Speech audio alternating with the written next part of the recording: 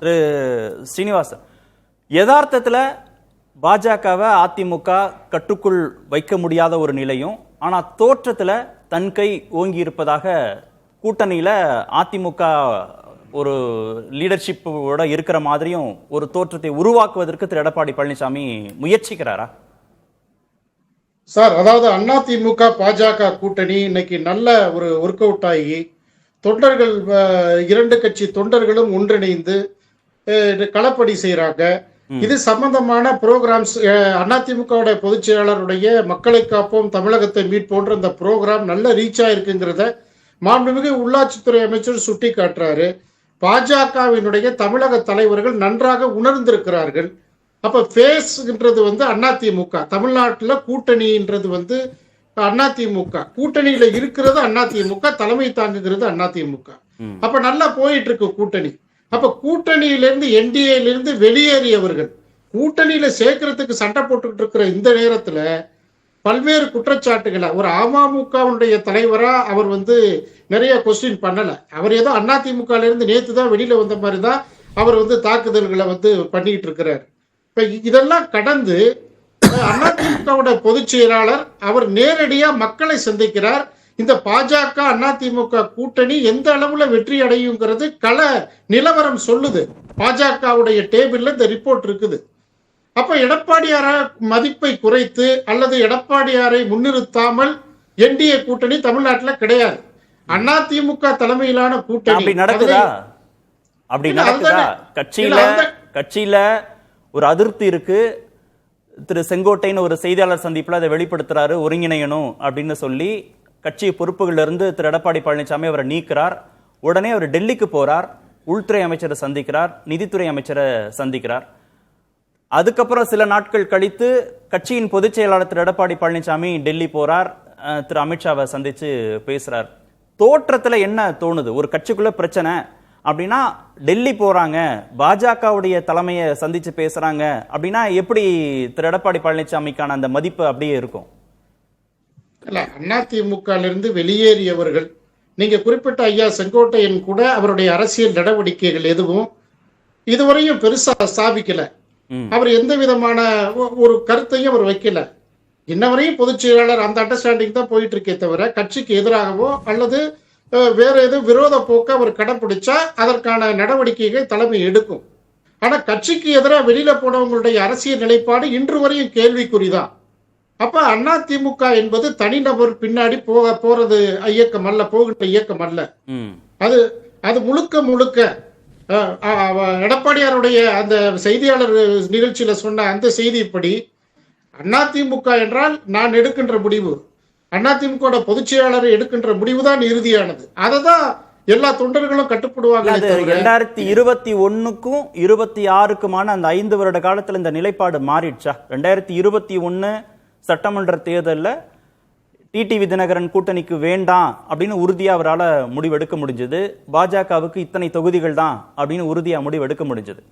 26ல் கூட்டணிக்குள்ள யார் வரணும், எத்தனை தொகுதிகள் பாஜகவுக்கு அப்படிங்கிற முடிவெல்லாம் திரு எடப்பாடி எடுக்க போறாரா, திரு அமித்ஷா எடுக்க போறாரான்னு கேட்டேன். திரு அமித்ஷா தான் எடுப்பார் அப்படின்னா பத்திரிகையாளர்கள் விமர்சகர்கள்லாம் சொன்னாங்கல்ல. இப்போ கதை யார் வேணாலும் எழுதலாம் சார், கதை யார் வேணாலும் சொல்லலாம். ஆனா கதை திரைக்கதையும் ஸ்கிரிப்ட், மெயின் ஸ்கிரிப்டும் அதிமுக ஐயா எடப்பாடியார் கையில தான் இருக்குது. அப்ப பிஜேபி இதை உணர்வாங்க.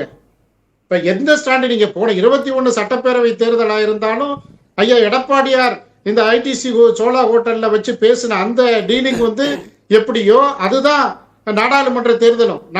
நிலைமை மாறி இருக்கு. 21க்கு பிறகு அதிமுக வாக்கு சதவீதம் குறைஞ்சிருக்கு. பல தேர்தல்களில் பின்னடைவை சந்தித்திருக்கிறாங்க. உள்ளாட்சி தேர்தல், நாடாளுமன்ற தேர்தல்னு பின்னடைவை சந்திச்சிருக்கிறாங்க. என்டிஏவாக அவங்க 18%, பாஜகவாக 11% வச்சிருக்கிறோம் அப்படின்னு அவங்க 24 தேர்தலை அளவுகோலா வச்சு பாஜக பேசுறாங்க. சூழல்லாம் மாறி இருக்கு. 21 சூழல் இப்ப இல்ல சார். நாடாளுமன்ற தேர்தல் வாக்குகளுடைய கணக்கீட்டை வச்சு 26 சட்டப்பேரவை கணக்கை நிச்சயமா எழுத முடியாது சார். அது எழுதுறது தவறு. நீங்க எடப்பாடியார் என்ற அந்த பிம்பம் அதிமுக பொதுச் செயலாளர் அம்மா மறைவிற்கு பிறகு 26 சட்டப்பேரவை தேர்தலில் இன்னைக்கு மக்கள்ல தரைத்தளத்துல எந்த அளவு அதிமுக ரீச் ஆயிருக்குங்கிறதா மேட்ரு. இப்ப வந்து மற்ற கட்சிகள் அதிமுக வாக்குகளை கெடுத்துருவோம், அதிமுகவுடைய முதலமைச்சர் கேண்டேட்டை ஒத்துக்க மாட்டோம்னு வீரவசனம் பேசுற யாராலும் இன்றைக்கு தரைத்தளத்துல மக்கள்கிட்ட போய் எந்த அளவு ரீச் ஆயிருக்கிறாங்க?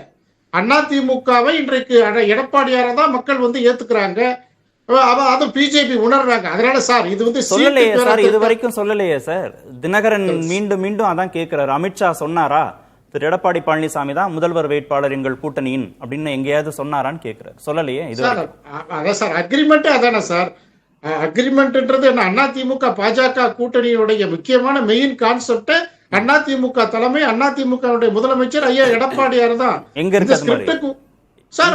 அவங்க அறிவிச்சது அதானே சார் அறிவிச்சாங்க. இல்ல அப்புறம் ஏன் ஒரு பத்திரிகையாளர் ஒரு பத்திரிகையுடைய நேர்காணல்ல அதிமுகவிலிருந்து ஒருவர் முதல்வராக வருவார்னு ஏன் சொல்லணும்? அக்ரிமெண்ட்ல இருக்குன்னா அமித்ஷா ஏன் அப்படி மாத்தி பேச போறாரு? அவர் பேச மாட்டார்ல சார். அவங்க அதாவது இந்தியாவில் அனைத்து மாநிலங்கள்லயே அவங்க கூட்டணி ஆட்சியை பின்பற்றி இருக்கிறாங்க. பாஜகவுடைய அந்த ஃபார்முலா தமிழ்நாட்டில் அது இருக்குமா இல்லையா அந்த எந்த முடிவும் தெரியல. தேர்தலுக்கு காலம் இருக்குது, அதனால முதல் ஸ்டேட்மெண்ட் அவங்க கொடுத்தாங்க.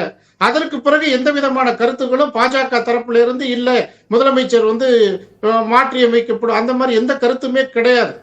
அதனால கற்பனைக்கோ யூகத்துக்கோ பதில் சொல்ல வேண்டியது இல்லை. அதிமுக ஐயா எடப்பாடியார் தான் முதலமைச்சர் வேட்பாளர், அதிமுக தான் கூட்டணிக்கு தலைமை. இத பலமுறை எல்லா தரப்புமே சொல்லியாச்சு. அப்ப இதுல வந்து ஒரு புதுசா ஒரு கதையோ கற்பனையோ சொல்லி அந்த ஆட்டத்தை கலைக்கிறதுக்கு சில பேர் முயற்சி பண்றாங்க. அமித்ஷா சொல்லட்டும் தானே சார் கேக்குறாங்க. அமித்ஷா இதெல்லாம் சொல்லட்டும், நாங்க ஏத்துக்கிறோம். டிடிவி தினகரனா இருக்கட்டும், யாரா இருக்கட்டும், அவர் சொல்லட்டும், அமித்ஷா சொல்லட்டும்ன்றாங்க. அவரும் சொல்லவே இல்லையே எங்கேயுமே வெளிப்படையாக. சொல்லுவார் சார், காலம் இருக்குது. நிச்சயமா ஒரு தேசிய தலைவர் பாஜக வந்து தமிழ்நாட்டுல அதிமுகவுடைய நடவடிக்கைகளை பாக்குறாங்க, எந்த அளவு மக்கள்கிட்ட போய் உழைக்கிறாங்க. திமுக அரசை அகற்றுவதற்கு இன்றைக்கு ஒரே இயக்கம் அதிமுக மட்டும்தான். கூட்டணி சேர்ந்திருக்கிறோம். அப்ப கூட்டணி சேர்றப்ப அதிமுக சொல்றதுதான் நிச்சயமா பாஜக கேட்பாங்க. அதுல எந்த மாற்று கருத்தும் இல்ல. இல்ல எப்ப சொல்லுவாங்கன்னா பாஜக கேட்கக்கூடிய எண்ணிக்கையிலான தொகுதிகள், அவங்க விரும்பக்கூடிய தொகுதிகள் ஒதுக்கப்பட்டா திரு எடப்பாடி பழனிசாமி அதை செஞ்சா அவர் முதல்வர் வேட்பாளராக முன்னிறுத்தப்படுவார்னு. இந்த முறை பாஜக தான் முடிவு செய்ய போகுது எத்தனை தொகுதிகள் என்னென்ன தொகுதிகள்ங்கிறத. சார் முடிவு அதிமுக தான் எடுக்கும். ஏன்னா அதிமுகவிற்கு தான் அத்தனை பலமும் இருக்குது. அதனால அதிமுக வந்து பாஜக சொல்றத இசைவுகளை கேட்டுக்கிட்டு சீட்டு பேரத்தை வந்து பண்ண மாட்டாங்க. அதிமுகவிற்கான அத்தனை அந்த வாய்ப்புகளை ஏற்படுத்திக்கிட்டு ஒரு கூட்டணி அந்த பார்ட்னர்ஷிப்புக்கு உரிய மரியாதையை அதிமுக தான் தருவாங்க. அதனால முடிவு எடுக்கின்ற அத்தாரிட்டி அதிமுக தான் எடுக்க போறாங்க. அதனால பாஜக வந்து இதுல வந்து தமிழ்நாடு சட்டப்பேரவை தேர்தலில் 26ல வந்து பாஜக வந்து மிகப்பெரிய அளவுல எடுத்துட்டு அதிமுகவை பலவீனப்படுத்துவாங்கன்ற கருத்துக்கே இங்க வேலை இல்லை. இது வந்து அதிமுக தலைமையிலான கூட்டணி, இந்திய கூட்டணி. அதிமுக பாஜக கூட்டணியில எந்த பிரச்சனையும் இல்ல. தலைவர்கள் மத்தியிலையும் தொண்டர்கள் மத்தியிலையும் கெமிஸ்ட்ரி ஒர்க் அவுட் ஆயிருச்சு. வேண்டாதவர்கள் அரசியல் காழ்ப்புணர்ச்சியா நிறைய பேர் பேசட்டும், அந்த பேச்சுக்கெல்லாம் அதிமுக அசைவு கொடுக்காது. ஏன்னா எடப்பாடியார் தெளிவா சொல்லியிருக்கிறார். எல்லா செய்தியாளர்கள் தரப்புலையும் நேத்து பொதுக்கூட்டத்திலையும் எல்லா மட்டத்திலையும் அதிமுக தனித்தன்மையும் தலைவரோட தனித்தன்மையும் பலமுறை எடுத்து சொல்லிட்டார். அதனால இந்த கூட்டணியை யாரும் சேதப்படுத்த முடியாதுங்கிறது தான் உண்மை. இல்ல பாஜக தான் இந்த 4 ஆண்டுகள் ஆழகாலமா நாங்க ஆட்சியை தக்க வைப்பதற்கு உதவி செய்தார்கள், வேண்டிய நிதியை கொடுத்தார்கள், தேவையான திட்டங்களை கொடுத்தார்கள் அப்படின்னு பாஜக செய்த உதவிகளை அவர் சொல்லியிருக்காரு. பாஜக வந்து என்னென்னலாம் உதவி செஞ்சு இந்த ஆட்சியை தக்க வச்சதுங்கிறத அவர் சொல்றாரு. அப்ப அந்த உதவிக்கான பிரதிபலனாக அவங்க எதுவுமே இந்த தேர்தலை எதிர்பார்க்க மாட்டார்களா பாஜக? இல்ல, அது ஒரு பார்ட்னர்ஷிப்ங்கிற முறையில அது ஷேரிங் பண்ணிக்குவாங்க. ஆனா அதே நேரத்துல ஒரு கடந்த காலத்துல பாஜகவால் ஏற்பட்ட நன்மைகளையும் நன்றிகளையும் அதிமுக மறக்கல அப்படின்றத அவர் சுட்டி காமிச்சிருக்கிறார். அது ஒரு நல்ல பண்பு, அது ஒரு நல்ல அரசியல் நோக்கம் தான். இத வந்து மறைச்சு மனசுக்குள்ள வச்சுக்கிட்டு மறைக்கிறதா தவிர தேசிய கட்சி தமிழ்நாட்டு அரசியல்ல எந்த திட்டங்களை கொடுத்தாங்க, எந்த அளவு உதவி பண்ணாங்க, இந்த ஆட்சிக்கு எந்த அளவு பக்கபலமா இருந்தாங்கன்னு ஒரு தலைவர் சொல்றது அவருடைய பண்பையும் பெருமையும் தான் காட்டுமே தவிர தேசிய கட்சிகள் வந்து மாநில கட்சிகளை துரும்பு மாதிரி நினைக்கிறாங்க. அவங்களால எந்த பிரயோஜனமும் இல்லைன்னு சொன்னவரும் திரு எடப்பாடி பழனிசாமி தான். சரி, பேசும்.